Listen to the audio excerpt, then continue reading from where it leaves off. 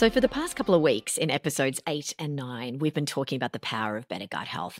And one of the most effective ways to improve your gut microbiome is to top up your stores of beneficial microbes with beautiful fermented foods, probiotic-rich foods. So, I received a bunch of messages from listeners asking about delicious ways to include more fermented foods and amazing resources. So, I have brought in one of my dear friends, Sharon Flynn, who is widely regarded as one of the top fermentation experts in Australia. She's won all of the top culinary awards. The top chefs go goo goo gaga for her kimchi and kraut and beautiful fermented beverages. And her two books, Ferment for Good and Wild Drinks, are like my Bibles of fermentation. She's also got such a beautiful philosophy about preserving seasonal abundance and living in the seasons and the way that food brings people together in community. And the story of how she built her business is one for the ages. I'm telling you, it is fabulous. So let's get the skinny from Sharon Flynn. Hello, everybody. We have had some technical gremlins today. I'm here with my friend Sharon Flynn of the Fermentary, and she can get her mic to work, her headphones. I couldn't get mine to work. I don't know what's going on. Bad weather in Australia, but I'm so happy to be here with her. So during the pandemic, I decided that I was going to relocate and return to Australia after living in America for decades. I'm an American citizen and an Australian citizen, and I wanted to live closer to my elderly parents and spend time with them. So about a week after I moved back to Melbourne, I'm in this beautiful health food store, and I see this gorgeous jar of kimchi just begging for me to go over and get it out of the cold case. And it was a beautiful jar. Oh, but I had no idea the journey that jar was going to take me on. So not only was it the best kimchi I had ever had in my entire life, and I've had a lot of kimchi in my life, it was nuanced and delicate but robust and bold. And I just thought, I have to know who made this kimchi. This is a master fermenter, a master of the craft of fermentation. And I looked over and was so thrilled to see that it was made by someone local, someone called the Fermentary. And so I sort of went home and did a bit of a search. And then, just sort of put it aside, got on with my life. And then about a week later, I'm on a walk right around the corner from my house. And one of my favorite buildings, Pickwick House, was being renovated. I kind of peered in the window and it looked like this living laboratory of all of these things fermenting. And I just immediately went, oh, this is my happy place. We're opening tomorrow, it said. So flash forward 24 hours later and I'm on the doorstep. The minute they open, and I walk in and I meet Sharon. And I look over into this fridge and I see that's the jar of kimchi. This is the woman that made this kimchi. And so therein a beautiful friendship was born. So thank you so much for joining me. Sharon Flynn is the founder of the Fermentary. She's the author of Ferment for Good, the best-selling book about fermentation, and her follow-up book, Wild Drinks. She's widely regarded as the top fermentation expert in Australia. She's won multiple awards, and she's just an all-round awesome human that's got a great philosophy about food and life and business. And so I thought, wow, I got to just geek out on my love for fermentation with Sharon Flynn. Made me a bit emotional, that story. I don't know if I heard that, or I don't know if I remembered that you bought some kimchi and then saw the shop before it opened. That's pretty special. Yeah, it was just serendipitous. I was just meant to know you. And, then I came and did one of your classes, came to events, and you're just such a beautiful teacher and educator. I was already passionate about fermentation, but my goodness, have you taught me so much about it. So thank you for what you're doing to put more microbes into the guts of more humans to help with their health. That's it. Thank you. Thank you for such a beautiful introduction. How great that, and I was lucky to meet you because, I spent quite a time in America. And so it's always nice to, you don't shed things like that, do you? I'm still American in that sense, so it feels nice to be able to relate to somebody as well. It's over more. Yeah, we've really connected on that level, haven't we? About traveling and living all over the world. Yeah. So let's talk about that because you are self-taught in so many ways, and yes, I know you studied all over the world with some of the master fermenters around the world. Yeah. But when did this love for beautiful fresh food start for you? Beautiful fresh food. Well, I think I'm always liked good food. I love to eat. That's just, Don't we all? I think, yeah. But I reckon the true deep dive into food and healthy food and good food probably came about when I was a mum or pregnant. That kind of like, oh my gosh, the world is, that kind of nesting feeling that you're like, I have to have the best, or I have to fix things for this newborn. So I remember I bought a Champion juicer. Do you know Champion? Oh, I have a Champion juicer still. They never crash out, those things. They won't. My dad said it's a lawnmower motor. That's the thing. He's like, what is this? So I brought that in. It would be 25 years ago. And that Champion juicer, by the way, was the juicer we used in the factory to juice ginger. So much ginger. Can you imagine? That's so fibrous. For the kimchi. The kimchi and the water kefir, and it still works perfectly. Mine too. So, I mean, I want to say it started with that, but actually, when I was a teenager, I bought a book that was all about food combining, and then I made my own almond milks, and, I dabbled with vegetarianism, and I thought I might be a Chinese herbalist. I think from pretty young, like 12, 13, if I'd had the budget or met the right person or the right path, I would have probably studied naturopathy or Chinese medicine another go. There's so many paths, isn't there? Well, for me personally, I'm glad you went down the fermentation path. Well, yeah. So I mean, you've lived in all of these different countries where you've learned about fermentation. So tell me about your time in Japan, because you lived in Japan for quite a number of years. Yes, and learned from these elderly Japanese women about gardening and fermenting. Yeah. Tell us about the seed of this fermentation journey for you.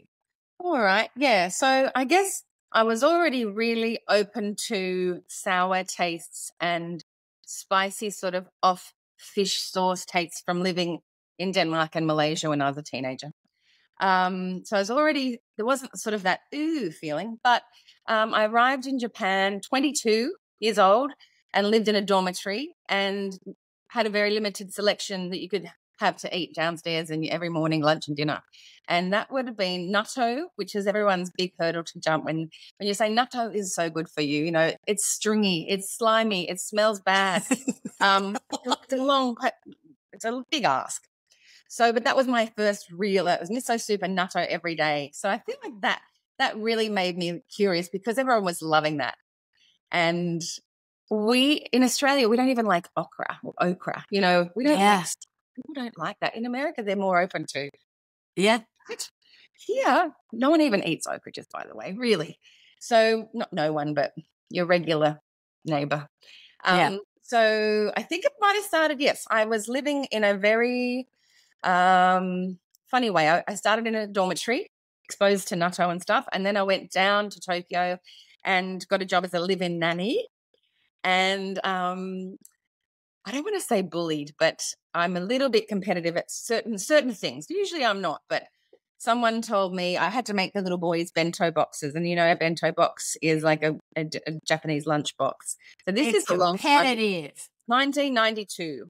And I made yakisoba, which is, I felt, way more than you'd get in an Australian lunchbox. It was Vegemite sandwiches for me. Mum put celery in there. So I was like cooking this breakfast, put it in a little thing, even put a little bit of ginger on the top. And I sent him on his way. He's only 4.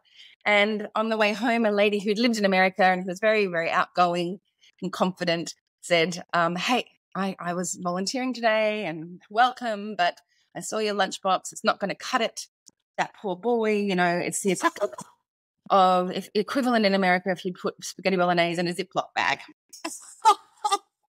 I was just like, you were bento shamed. The worst thing in the world is when you feel like you're going to get complimented and you're rising up with your spirit and then someone's just like slap and you're like, oh, what? So she gave me some magazines, all in Japanese. And I think that really, it was only the other day I was talking about it. So I would have thought that it was the old ladies or I would have thought it was something else. But when you come down to it, that gave me a great beginning because I learnt my first real reading language were recipe books in Japanese, translating those, writing them out the night before, getting the ingredients.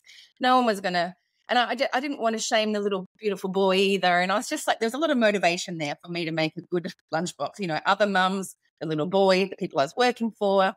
So I made a damn good lunchbox and stayed with that family for a year. And I had to peel his mandarin pits. Peel his grapes, by the way.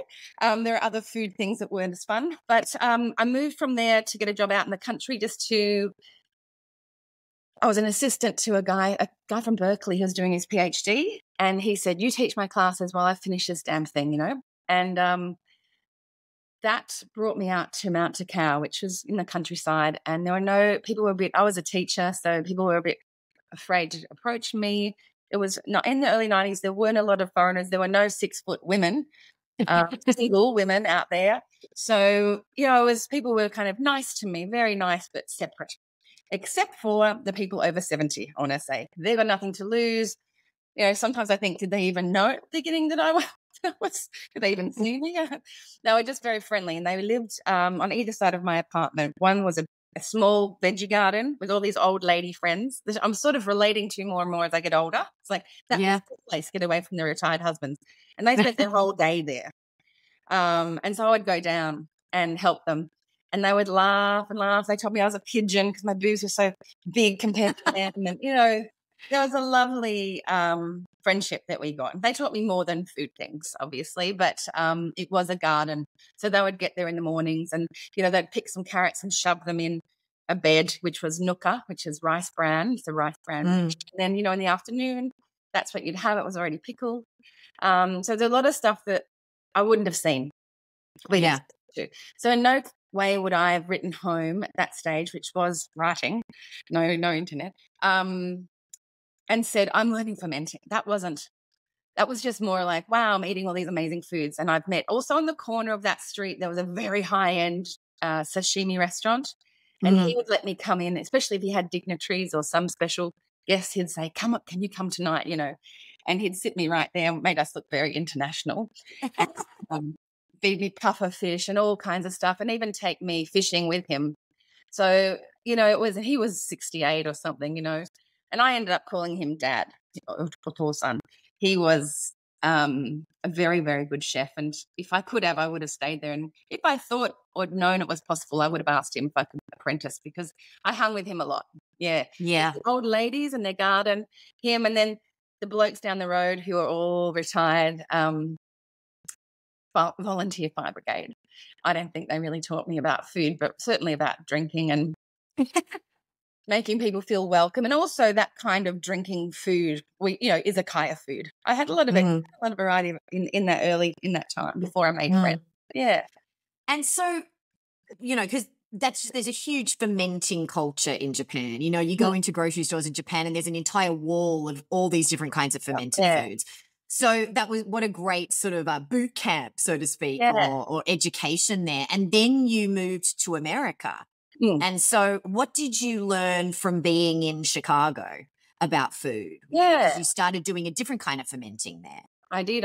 So Chicago was my sourdough and cheese and pickles and gravlax stage in a Jewish community, Highland Park. And I had a fantastic neighbor. He'd be like, what's your last name again? Why are you living here? You know, accident. Beautiful neighborhood, beautiful community. But everyone had fabulous kitchens. But they said to me, I prepare food. I don't cook it. And I get that now. But at the time I was stay-at-home mum. I was like, my job is to make good food. I what else am I supposed to do? Yeah. And I couldn't find really good bread. And I think part of it, just in talking to you now, part of it is that I'd come from Japan where the bread is, you know, shokupan, and there wasn't sourdough. And so when I got to America, I was like, I'll be back to, you know, nice bread and stuff. And that particular neighborhood, there were bagels, which, you know, sounds so cliche, but there wasn't whole grain sourdough bread that I thought getting out of Japan, I'd have bread again and cheese. So I don't know, I was making bread just with yeast packets, and I was going through a stage of, you know, people were calling me a scratch cooker. They weren't saying, "This is my friend Sharon, she's Australian," which you'd assume. They were more like, "This is my friend Sharon, she's a scratch book." And I'd be like, that just was because I asked which pumpkins are good to make pumpkin pie with. And they were like, "Get it in the can." And I was like, "What?" And that's how the scratch cooker started. But then I was like, okay, who makes the yeast? Where do you get yeast from? What did we do before that was put in a packet? So I started with a little bit of moist yeast from that I looked up, and you could get yeast, soft yeast, which everyone knows about. But then I was like, still no further to knowing where this comes from. So I went to a market, and Sandor Katz's little magazine, Sandor Katz, a big couple of books, who, is my first introduction. He's a fermentation revivalist. Mine too. That was the first fermentation book I ever had too. It's one of the most famous fermentation books. Fermentation, and then the art of fermentation. So I got that, and it was like a spiritual, like coursing through my body awareness, because I felt like I knew a lot about food, and I didn't know about that. And it was a beautiful, I just love that feeling when you go, I thought I knew about the world, but there's so much I don't know. I love that, Oh, that is a good feeling. Yeah. Yeah. I thought I knew more than other people about this, but I don't know anything. I'm starting from the beginning, and I think the fabulous thing about fermenting for me personally is that it's invisible in a way. You can't see this beautiful stuff, the transformation. You can't see it going on, but it's happening.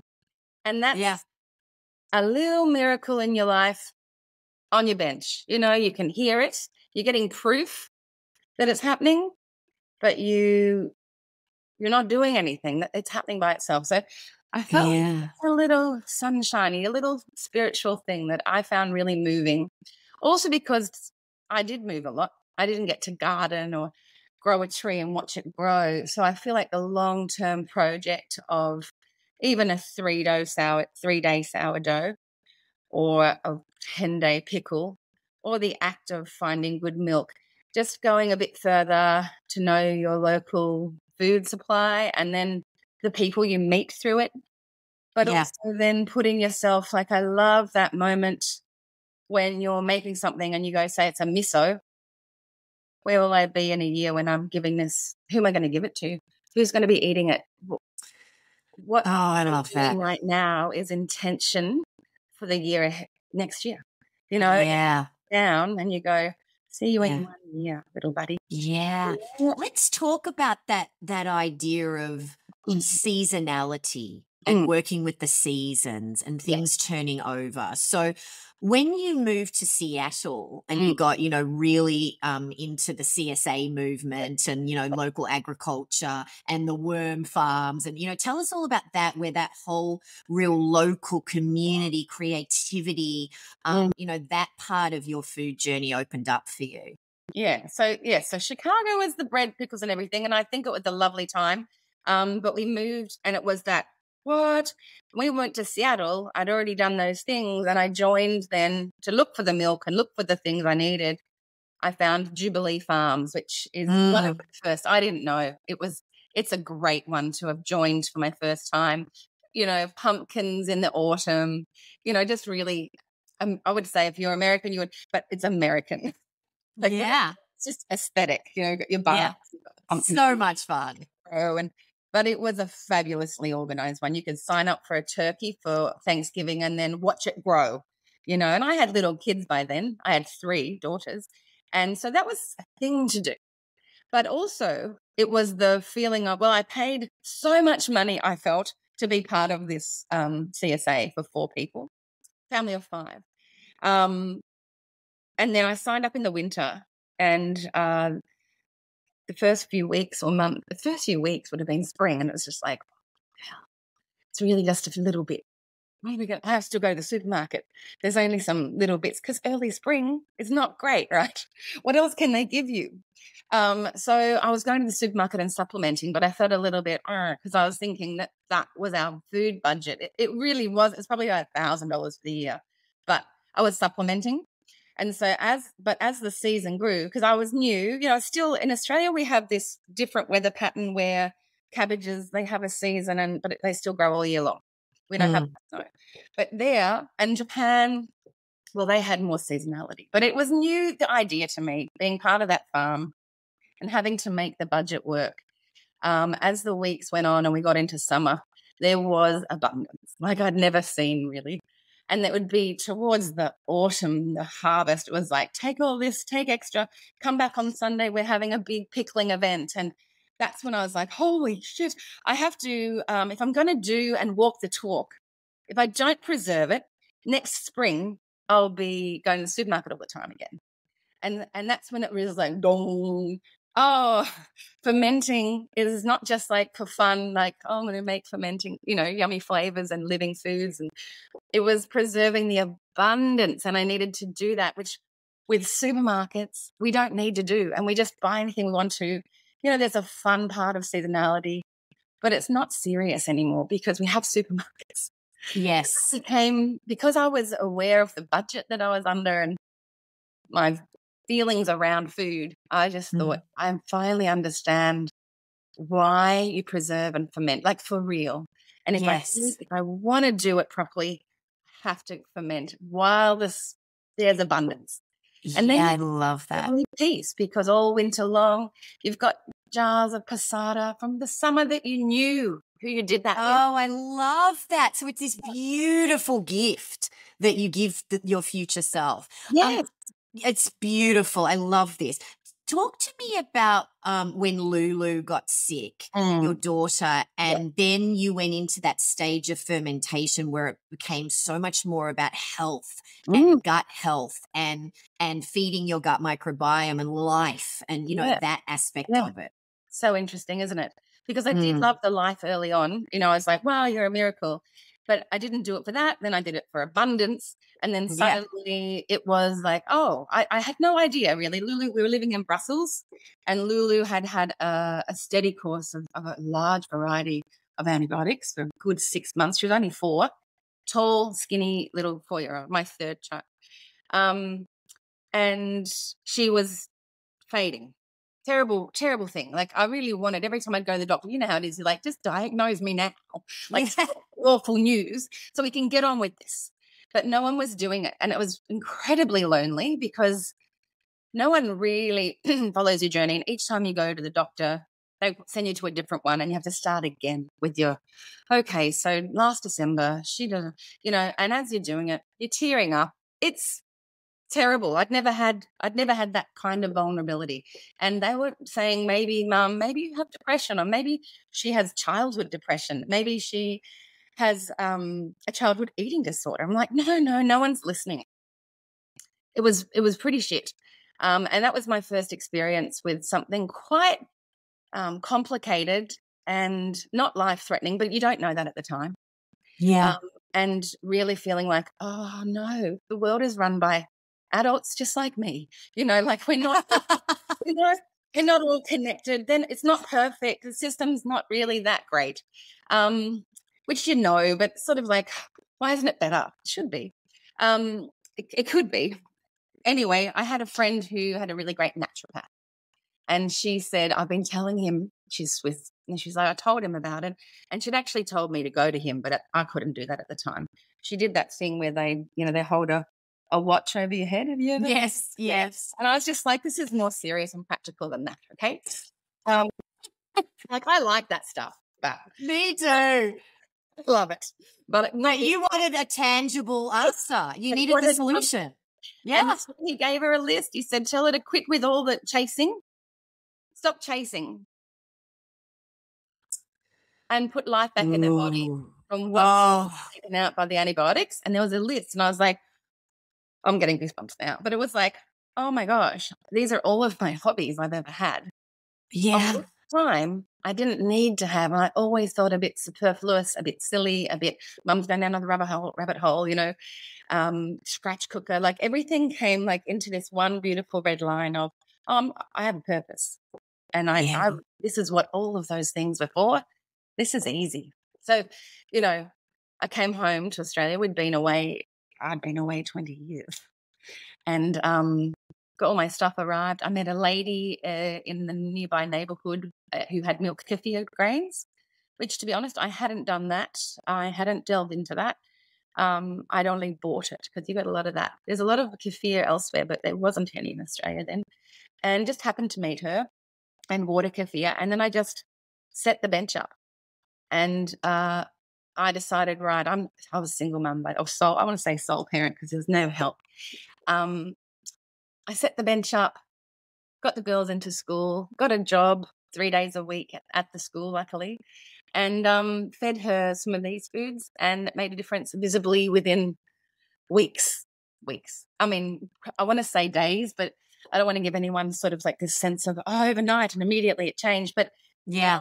I just decided, and I bought a lot of books on gut health, which 10 years ago, the only one available was the GAPS diet book. Yes. I still stand by because it has beautiful illustrations. She doesn't mince her words. She's a Russian. Yeah. It's like, this is how the gut works and it can be fixed if you do this very strict diet. And there was no way I had the energy to give that diet to my kids or me. So I just decided to add the life, add it.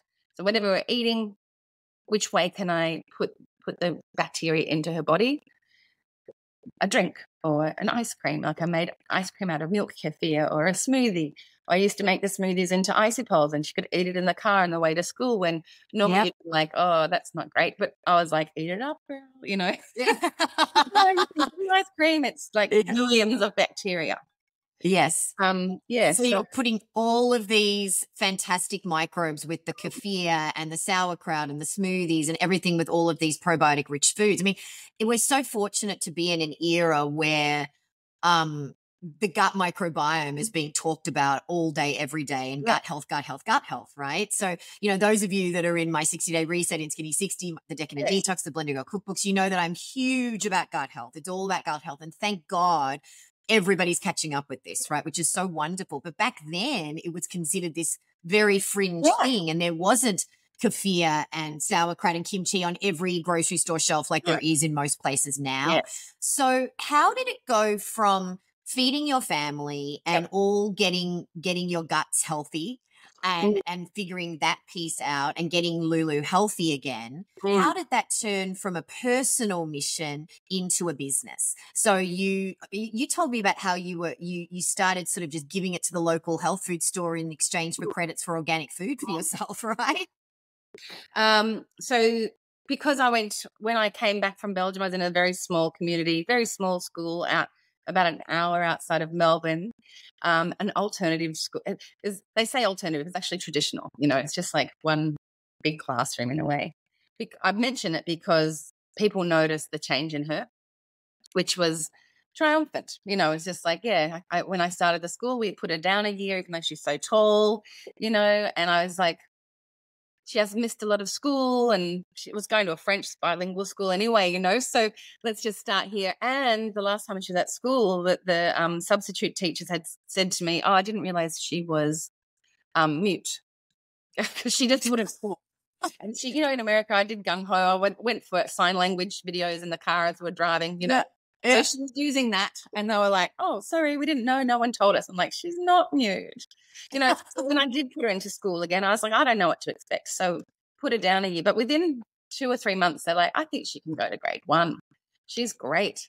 And she was, people saw that. And I was walking my dog with the other mums.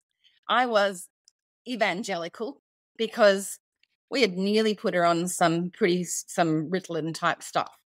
So I was just kind of like, I read this GAPS book and I've done this and I've done that. Oh my God, this. And they were like, a couple of them were like, I went to the naturopath and I mentioned that and they haven't heard of it. And I was like, I don't care.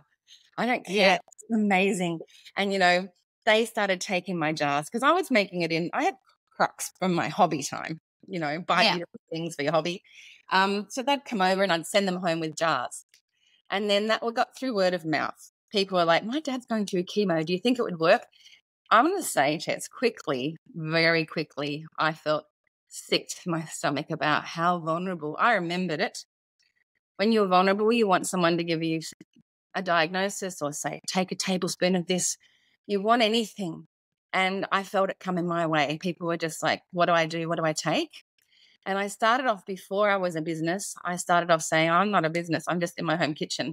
and it's easy. Let me teach you how to do it. So I ended up going from 3 or 4 women in a kitchen to Country Women's Association Hall, or, with like 20 to 50 people, not huge. Yeah. But at the end of each one, they would say, lining up, wanting a diet, like wanting me to say, just take 2 tablespoons of sauerkraut. And I was just like, what is going on? It's just food, and it's food that we're missing from our life because of the industrialized food system. It's just missed a generation. Somehow we lost it because we started pasteurizing everything. So it's not somehow. Yeah. You can trace how it happened. It's like we didn't know it was important. And that's all I'm here to tell you. Like, it's actually important to get bacteria in your body through soil when you're gardening, through your dog licking you, or through sauerkraut. I'm not going to give you a medicine, like a prescription. And so then I started going, well, you know what? I'm telling everyone at the beginning of every workshop, don't ask me how much you have to take. This is food. We eat food. Eat peacefully, eat happily, eat slowly, and eat good food with life in it. And so I started giving that prescription, a little bit of fermented food, a wide variety of fermented food frequently. That's what you need. Yes. And so whether that's water kefir in the morning or a milk kefir in your smoothie, just a dollop, a bit of cultured butter, And so that happened, and then I realized I was just handing it out. And then people were like, oh, because I was new. They're like, I feel like I'm using you. I'm just coming around. So I was like, oh, well, they're like, let me pay, please. I was like, oh, $10, I don't know. And there was one of the friends who worked in the wine industry, and she was like, I paid $20 for this. I was like, $20? What? And she was like, come put it in the shop and see what happens. All right, but in the meantime, I had like 12 fridges. I had 5 in my house and 6 in the garage or something like that. So it had already grown at that point. You had all these fridges. Yeah, it was kind of going like, it went from Lulu and me and my girls, the mums I've walked the dog with, people at the school asking about it. I didn't know if they were being just really friendly because they knew I was a single mum and so they were like, oh, we'll pay. And so I'd put an esky or a cooler in the boot, the trunk, fluent, bilingual. And then they would put that sort of felt illegal. I was working at the school and having my boot just ajar. People could go in, take it, and put $10 in the jar, in another jar. So that was always good. That's like an episode of Weeds. Well, I was watching that, and I felt like her, but wasn't as dangerous. I'd work in the school, get home, put the kids to sleep, everything's normal, and then make sauerkraut, shit. So that happened to be like, it went from that to also then word got around, and I had a little Facebook map thing where, this is seriously silly. I would say Thursday I go to whatever church it was while I wait for Lily to sing. So Thursdays I'm in Essendon. Friday nights I'm in, it was all about the girls' hobbies or their extracurricular stuff. Saturdays I'm down. They're very musical. So I was always going into town because we're in the country and nothing was like, not to boast, but high level, because so they were like, you had to go into the city for that. So I was always driving to different neighborhoods for different lessons. So that became a thing where I'd drop the kids off, meet new people, hand them a jar of kraut or kimchi. On a street corner and stuff. I love it. Oh, and so word of mouth just spread. Funny. It's like $800, on a Saturday. Wow. So actually, but I did not, if we're here for business, I didn't count my hours, the cost of goods. I wasn't going, well, let's just, I was just sort of like still volunteering in a way, but getting cash. You know what I mean? It didn't feel, I felt rich by being paid, but if I worked it out, it was probably just breaking even, but I had a job. So I was enjoying the cash, but it wasn't, my dad had said to me, have you done all the, the maths now? I'm working out, so you should, So that was a fun time. A fun era. And then it got too much. I got home one day, there were a bunch of dudes in the driveway, and I was just like, it was a 12-acre property. It was off-grid. And so I feel like, if I left the girls alone, which I did sometimes, they're getting older. That's a bit creepy, actually, driving all the way down our driveway to shop from my garage. Yeah. Hi, are you the kraut lady? Yeah. Are you the kefir lady? Yes. Well, usually I'll be like, how did you know? Oh, wow. Are you even interested in this? How did it get wow. So I went to luckily we were in a small town, because I don't know if I would have done that necessarily in the city. I didn't know that I could sign up for a farmer's market. Or maybe it was because I was just a single mum and I had to get the girls to flute on a Saturday. There's just no way I could do farmer's market style commitment. Yeah. So I went to the local health food store and I was like, hey, man, do you think if people order from me, I could write their name on a little tag? I had these tags here actually somewhere. I'd put these tags on the crowd. Wow. But I'd put my name on it. Didn't have, this is professional. This was my first professional label. But I'd write, Tess. And then I'd say, no fennel seed, like you are. Unbelievable. And so you went from doing this custom. No, it's so, this word of mouth thing, because it was so powerful, because your stuff is so incredible and it tastes so nuanced and incredible. So how did you go from that phase to, people like famous chefs like Andrew McConnell and, people like that noticing and wanting your stuff, and then you supplying to, businesses? That was weird. I want to say, seriously, I got there out of a lovely, lovely naivety, because I didn't have a goal where I sat down and made a business plan and went first this and that at the beginning. So it happened through, the products were great. I was making them with a lot of care for my family and friends. And these people, I felt they were friends, because it felt like that. And then when I put it in the health food store, I'd put people's names on. And so people who knew nothing about this whole thing, they'd be like, how do I get on that list? Like, how is that happening? And I think Ella Wolf-Tasker, who is a doyenne of everything, food, region especially. Yes. She said, I had milk kefir. Though, it's, you're not supposed to ferment anything and just whack it in a fridge without barcodes. I was doing that, but I felt safe because I was doing it almost like a club. You had to order, I put it in there, and then the owner would give me credit for food. So it wasn't, I felt like it was sliding under the. Yeah, you were bartering. We were kind of just working it out. It wasn't with a club or something. Anyway, she was like, how do I get on there? And I didn't know her name, so I didn't know she was famous. So she had emailed or called and said, I want milk kefir. I'm Russian and this tastes just like my memories. And I was like, oh, honey, I don't go in that direction. Read the map on Facebook. I go all over the city. I don't go Dalesford ever, no. Yeah. And it wasn't until she was pretty persistent. And then it wasn't until one of the staff were at the school I was working at, were looking at the paper and they were like, what's that lady's name again? And they she's famous, Pretty famous. Yeah, very famous. Go there. And, I was like, such a long way. All right. So we did, and she would have given, I think then, she wasn't taking the kraut. It was milk kefir for personal use, and then water kefir water kefir, just one flavor. And she'd given that then, I think, to obviously the chefs that come and stay at her place. She would have said, oh, there's something really special, and let them taste it. Now I know Melbourne can be a wonderfully welcoming place and open to new ideas.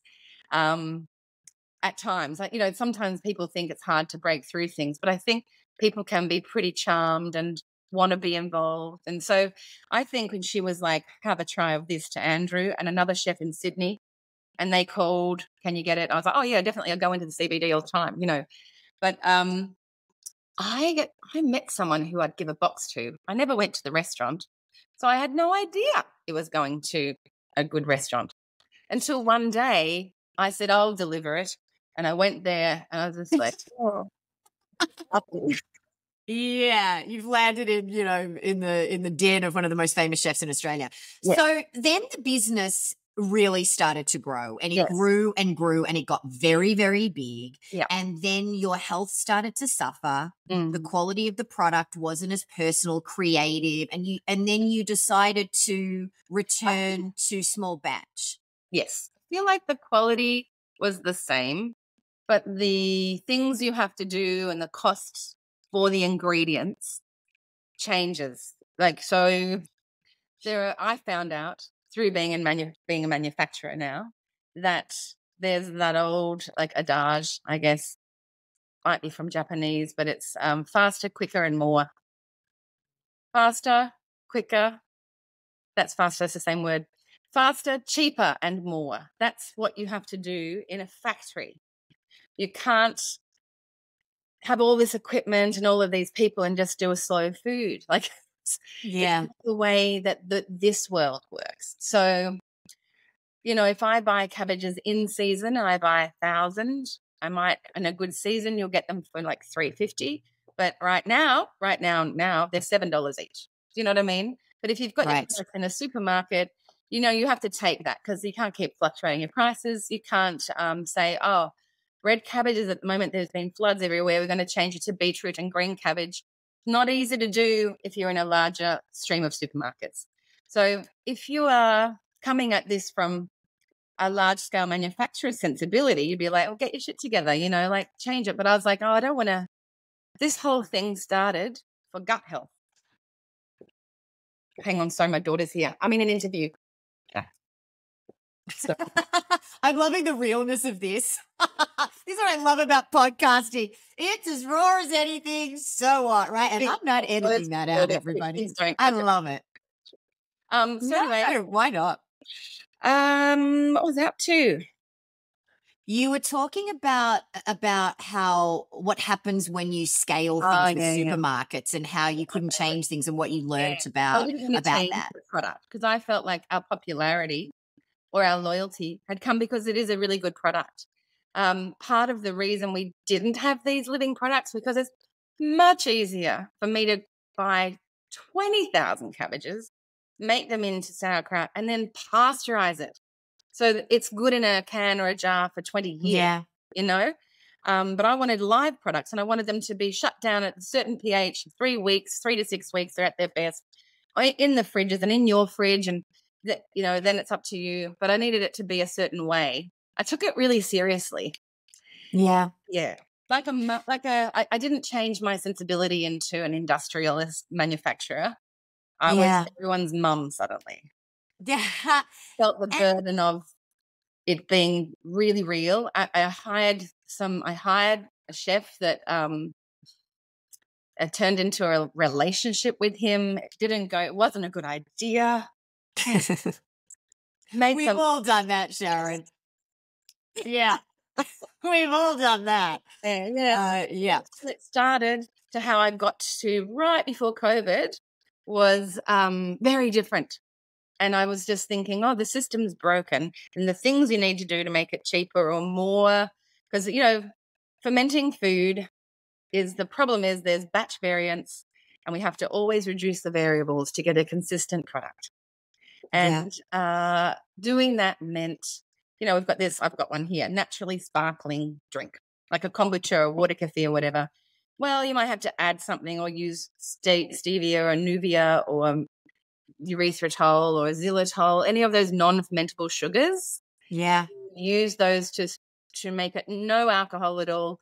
But in order to do that, then it's no longer fizzy. So then you have to add forced carbonation and gas. And I was like, actually, when you look into every ingredient and you start having to buy large amounts, I don't think forced carbonated products are good for our gut health. I don't think fizzy drinks are good for you unless it's naturally carbonated, to be honest. Yes. We're going to find this out in the next 10 years. The studies are already out about it, right? About what those things do to the gut microbiome. And we're going to learn, as you say, more and more and more about this. So same with the non-fermentable sugars.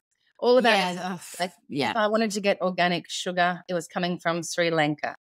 If I wanted to get Australian grown, even though we have Queensland and cane sugar galore, if we wanted to get organic garlic, Australian grown, peeled, it went from Australia to China, got peeled, formaldehyded and brought back and named. It was still organic.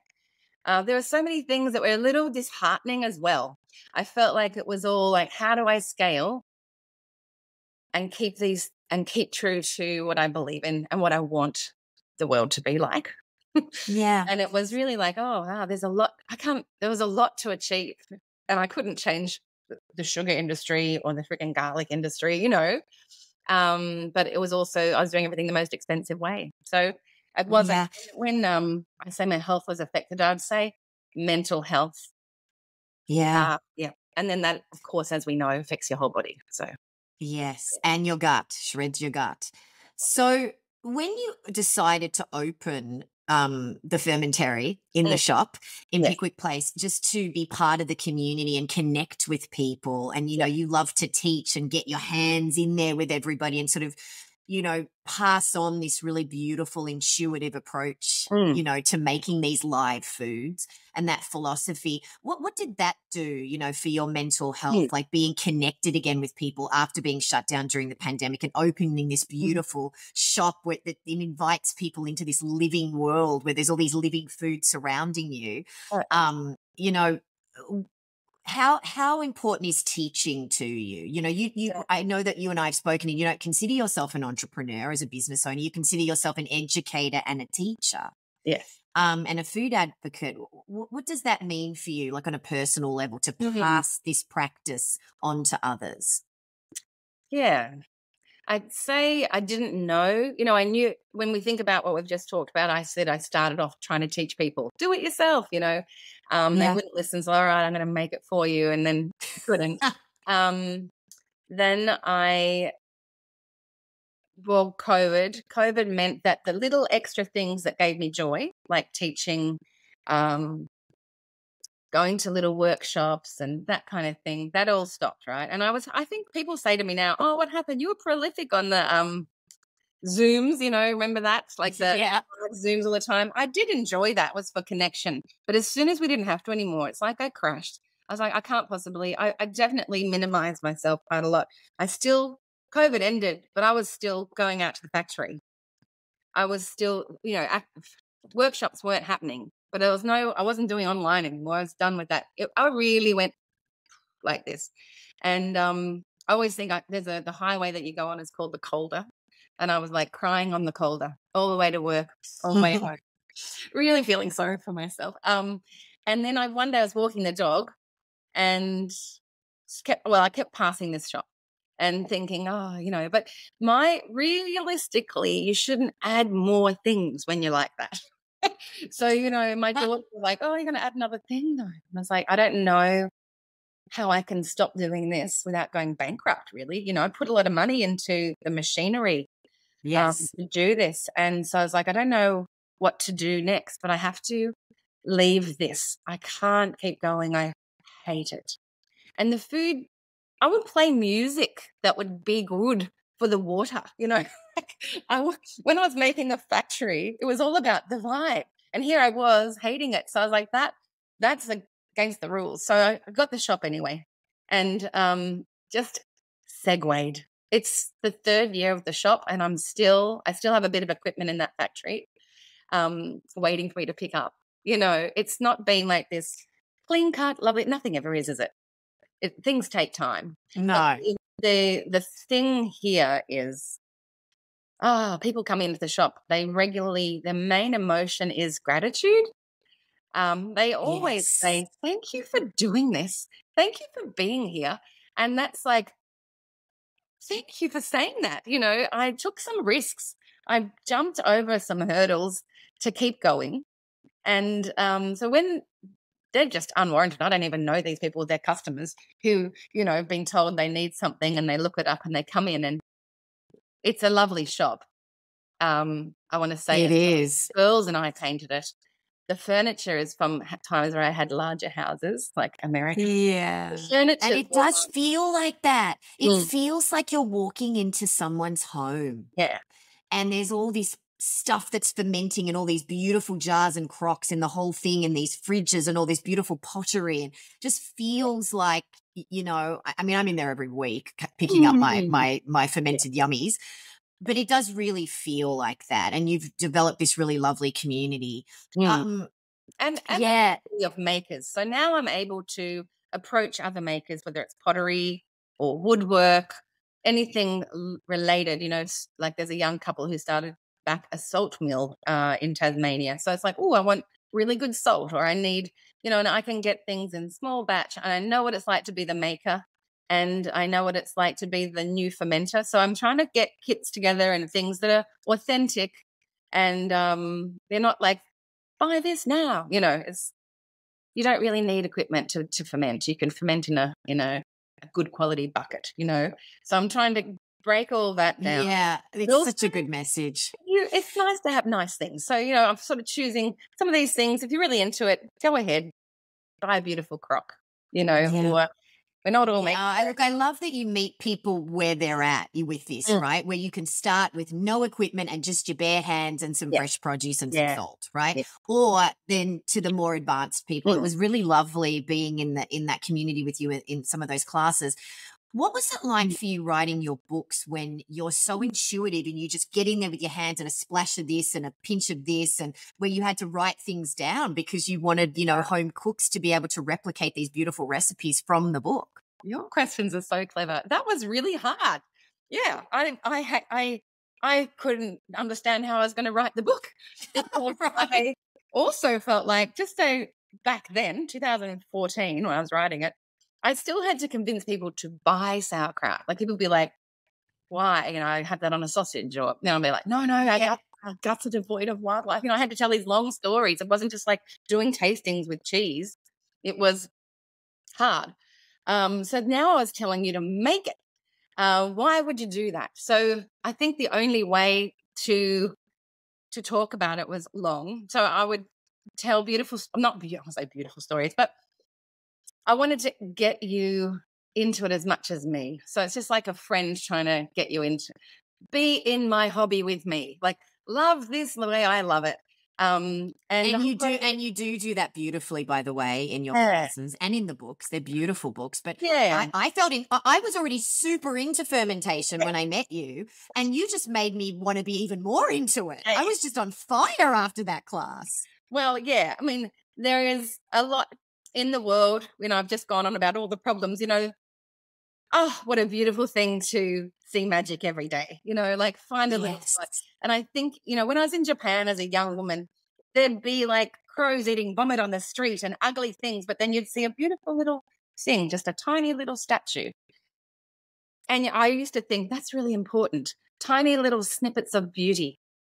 And then when it came to fermenting, I realized that's what you get. And you get a little snippet of something, and it's like, it's what you need, But so in the book, I tried to bring that idea of necessary magic or necessary wonder. Like, it's necessary. It's not, it's missing. Like, people who are religious and spiritual, maybe they get that every week in church. That's the ideal scenario. But it's less attainable these days, I think. And so for me, it was like, let's share in a bit of wonder or find something that makes you feel that. If it's not this. And also then I was like, I don't like, when I started writing the book, I'd say to Hardy Grant, how can you, I had to be in pounds and kilos. And that's like, I can't, so what I did was pretend I was writing to all my friends back in the US that I'd made, or in Belgium or in Japan, like, right. And I could use my voice. So I knew I was talking to you, be like, I'm going to write you a letter. I've gotten into sauerkraut. You wouldn't believe it. This is why I got into it. This is why I love it. And here's the recipe. And then I just do the recipe in the fun way. And then I'd break it down to make sure I got the right weights and measures. And in a beautiful world, I would have written that and sent it to you, and you would have made it. And I made it. And, this is where you need adjusting. And if I wrote another book, I think I would do it with my audience now on social media, be like, who wants to be part of the next book? Like, I'm going to send this recipe out. You're going to test it. You're going to tell me what you didn't like or what you did wrong or what you felt wasn't enough info. But that, when I wrote the blue book, that was, I think I didn't even have Instagram. Maybe I did, but it was different, wasn't it? Like, it was different. I mean, there's even the recipe cards that you hand out in the shop are so beautiful, and it's all, I know they've been printed now, but it's all, handwritten. And I mean, they're just, I like it's just different local artists. Like, they're gorgeous. You just stoop low enough to write a recipe card. Here's the words, and they always really beautiful pictures. So they're so gorgeous. They're so gorgeous. It's to me, you're such a beautiful example. I hate, pardon the pun, but you're just someone that goes with your gut. on everything, right? Whether it's I'm going to go and be an exchange student in Denmark and go and live in Japan, to I'm opening that shop and everyone tells me why, don't add anything, and you just go, no, this is it for me, right? Just going with your gut. And also, yes, you're teaching other people to nourish their guts with better gut health with, through fermented foods and probiotic-rich foods. Yes. Yeah, it's such a beautiful way to move through the world. What now that you've started doing your online classes at the fermentary.com.au, those of you that are listening from other parts of the world and you're not in Melbourne, Australia, and can't just walk around the block and get Sharon to, I was thinking about my business partner, Karen, get Sharon to scoop out the kefir grains for you and put it in a little jar for you and pull out some recipes that might be good for you and your family. This is what you do, right? It's like you're going to this meeting with this alchemist or something, right? It's just so wonderful. You really personalize it and get to know people and figure out what's going to work for them and their family, and you send them home a little box of goodies, which is just this magic, right? What's your dream for the Fermentary, moving forward at the moment? Isn't? Well, it's probably a bit surprising. I feel like there are a lot of people who don't know that they belong here. They come in, when you're a little bit interested in something, but you go in and you're like, well, I don't know. Quite kind of like the home brewing bro club, like all the blokes in the home brewing shops, and you ask them a question and they kind of like just use that, and you're like, what is this? So we're starting in the next few days, really. We've got a little bit of coffee and tea, really beautiful fermented and gut friendly. What do I say? We're doing pour over, so that the filters on capture the volatile oils. It's better for your gut. So we're choosing some things that I think are great if you are on antibiotics or, for your gut things, but it makes it a little bit more accessible for people to come in. They'll sit here and they realize, oh, everyone's just a human being and I can just ask questions. And there's a library of all my fermenting books here and magazines and things that you can just sit. Or, I feel like if you're a bit lonely, come and just sit here, have a little sip on some bone broth or something and feel better. I mean, there's always somebody sitting with you in the shop, when I come in, and you're just having this lovely conversation and sending them home with all these beautiful things. And I mean, that sense of belonging and community and local community, there is this real, even though your stuff is in tons of shops around Australia and, you're bottling things and there's all this beautiful stuff going on around Australia. But now there's this online component, that is the beauty of social media. But there's also, you really are finding this beautiful balance between it being national and being very local and very connected to this local community. If I'm honest, it is very local, but my original dream would be to do what I've done here and see if if you can take it someplace else. So find a manufacturer to help you and take your recipe and make it, and then have another one of these, because the first fire, that like, ding, I think I've got something, happened back before I was even in that little health food store. I realized if I need these foods and can't find them and I have to make them myself and I actually know how to do it, that everyone else is going to need this. And we have a fishmonger, we have cheesemongers, we have bakeries, we have all these other things. So there should be a fermentary. So when I was doing that thing where I was walking the dog and I found this shop, it was kind of like, you always kind of just wanted a fermentary to begin with. So bring it back to the fermentary idea. And, I really, so I can balance everything, I'm training my customers. It's like, we're only open, that's long. It's like 7:30 to 7:30 Thursday and Friday, and Saturday 7-ish to like 5-ish, 3 days a week. And should that go really well, I'll open another day and open another day. But at the moment, it's like, if you want these things, you can order them online. If you want to come to a workshop, they're all the time here, And if you can't, there's online workshops. So I'm trying to help. And if you can't get to a shop, we can send it to you. We're trying to reach people. But I think reaching people with sort of a heart center is a nice goal. So I feel like you could do it elsewhere. It's not just me that could do this kind of thing. Well, I am very fortunate that you are around the corner from me and I get to feel and touch you and get a hug and get all that yummy, beautiful, magical energy. You can learn more about Sharon at thefermentary.com.au. You can get her books, Ferment for Good and Wild Drinks, wherever you get your books, on Amazon, anywhere else. And I have 2 wonderful signed copies that are cherished possessions, and the recipes are exquisite. I really cannot stress enough that it is literally the best kimchi I've ever had in my life, and so many of the drinks I've had are the best I've ever had. Just beautiful, nuanced flavors and very, very simple but lovely. So thank you so much for how you show up. If you could say anything to somebody right now that had a dream in their heart, something that they were dreaming about and they just didn't know if they should quite go for it and didn't know if they had what it takes and they maybe weren't going to follow their dream, what would you say to them? No, I mean, I run towards things like that. I run towards my interests and my curiosities. So I would say to anyone, lifelong, not just for business, but do what you're drawn to. Do what you're drawn to. Do it without any plan sometimes. Feel good about doing what you're drawn to. World wants that from us. And things will turn out, actually. And you don't know where you might be headed, but you probably do deep down. Deep down, you'll know, I think I'm doing the right thing. But like with my fermenting journey, I didn't know what I was going to do back when I was in Japan or Chicago or Seattle or Brussels. But I only got here by continuously doing what I was drawn to. So I feel like, I always told the kids that. It used to be, I'd say, find your curiosity and go to it all the time. But then people say to me, I'm not curious about anything.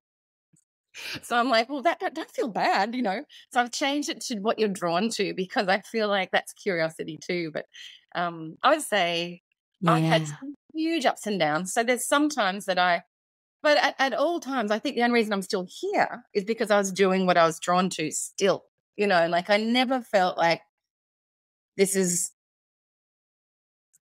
not worthy of my time. Yeah. I've never felt that.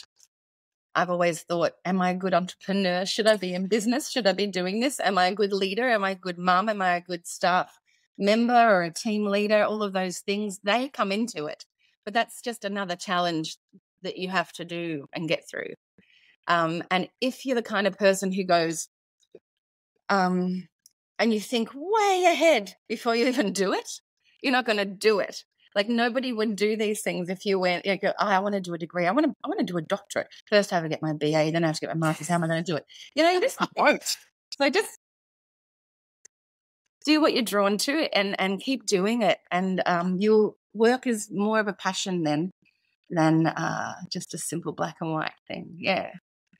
And usually we're pretty good at what we're drawn to in the end. Yeah. And then you've got I love that. What you're drawn to, the world needs that from you. It's lovely. Yeah. I sometimes feel quite strongly when I'm giving a workshop. People get really tied to writing notes on my recipes, and I'm just like, everybody, put the recipe card away, sisters. We weren't taught to read and write until the end. Like until very recently in history, we were the last. We don't need to. Listen to the story, touch the food, smell it and taste it. You're going to remember it, come back into your DNA, This is storytelling. How else do we have the recipes? We weren't taught to read and write until recently. Where did they come from? They came from mums and grandmas and aunties and people who cared for us, and we passed them down. So listen, be here in my class, look at the notes when you get home, because being present and sharing a story, that's what we need to do. So if you're drawn to something, teach it like that is what I think. We've got a lot of power that has been made really masculine, But when you be like, hang on a minute, how did we even get this far? We're beautiful. So I feel like when you find what you know is good, it becomes easier to share. Yeah. It's good for you and good for your community. Yeah. Oh, I love that. And just go with your gut. Just trust it. Oh, I love that. Oh, I'm going to go and, nourish myself now with some kimchi and some love. Oh, thank you so much. What a beautiful conversation. I just love I just love that shop so much. And I love you and your books and the products and just the whole philosophy. It's just wonderful. So thank you so much. Again, you can learn more about Sharon at fermentary.com.au. Mwah. Isn't she fabulous? What a fun conversation. Go with your gut is the big takeaway for me, not only with your health, with better gut health and the extraordinary healing power of fermented foods, but trusting your intuition about what you want to put out into the world. That's what she does. She just trusts herself. And if it doesn't feel right, she changes course. And the other big takeaway for me was sharing your story. That's what she does in every part of her life. And the power of getting in the kitchen with other people, sharing food stories and techniques and cooking in communion with others, and the power of how that brings people together and how it's an essential ingredient in your food journey. And the big takeaway that's going to be etched in my heart is do what you're drawn to. That's what the world needs from you. I want to hear about your It Has to Be Me story. So head on over to ithastobeme.com/stories to share it in our free community. You can also join the conversations we're having about this episode and others. I'm Tess Masters. Join me next week and we'll dive inside another great story to help us go from dreaming to doing.